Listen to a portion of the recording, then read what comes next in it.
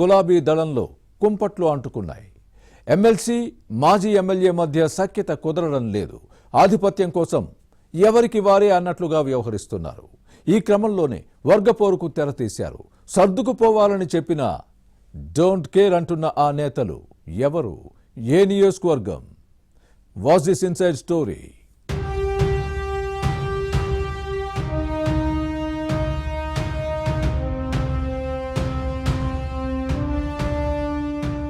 నల్గొండ జిల్లా Nagarjuna Sagar BRS MLA Nomula Bhagat, MLC Manthena Koti Reddy మధ్య విభేదాలు వీధికెక్కాయి. పరస్పర విమర్శలు, ఆరోపణలతో వివాదాలు తారాస్థాయికి చేరుతున్నాయి.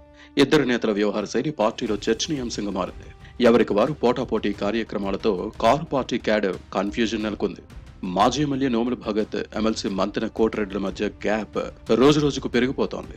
గత ఎన్నికల్లో ఇద్దరు నేతల మధ్య సఖ్యత లేకపోవడంతో ఆ ప్రభావం ఎన్నికల్లో పడింది. కోటిరెడ్డి వర్గం సహకరించకపోవడంతోనే నోముల భగత్ ఓడిపోయారని అంటారు. ఆ తర్వాత నుంచి నియోజకవర్గ ఇన్ఛార్జిగా కొనసాగుతున్నారు. గుర్రంపోడు మండలంలో ఇద్దరు నేతలు వేర్వేరుగా బీఆర్ఎస్ కార్యాలయాలు ఏర్పాటు చేయడంతో ఎవరి వైపు వెళ్లాలో తెలియక క్యాడర్ గందరగోళానికి గురైంది. ఇద్దరు నేతల పోరుతో పార్టీ ప్రతిష్ట మంట కలుస్తోందన్న ఆవేదన క్యాడర్లో ఉంది.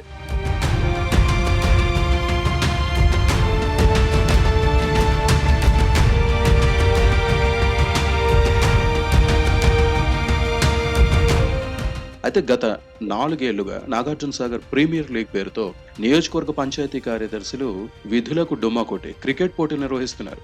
గతంలో ఇటీవల ఎమ్మెల్సీ కోటిరెడ్డి ఈ పోటీలు ప్రారంభించారు. క్రికెట్ టోర్నమెంట్ నిర్వహించింది హాలియాకు సమీపంలోని ఓ స్కూల్ ఆవరణలో. ఈ విషయంపై సోషల్ మీడియాలో వైరల్ అవడంతో జిల్లా కలెక్టర్ పంచాయతీ కార్యదర్శులకు నోటీసులు జారీ చేశారు. దీంతో వారిని కాపాడేందుకు ఎమ్మెల్సీ ప్రయత్నించడం వివాదాస్పదమవుతోంది. ప్రజా సమస్యల పరిష్కారం కోసం పనిచేయాల్సిన పంచాయతీ కార్యదర్శులు క్రికెట్తో కాలక్షేపం చేస్తున్నారన్న విమర్శలు వచ్చాయి.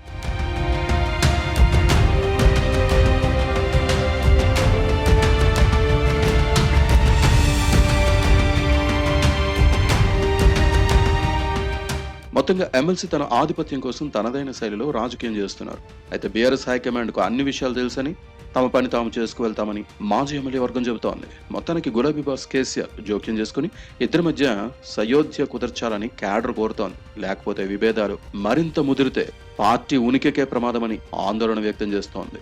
ఏం జరుగుతుందో చూడాలి.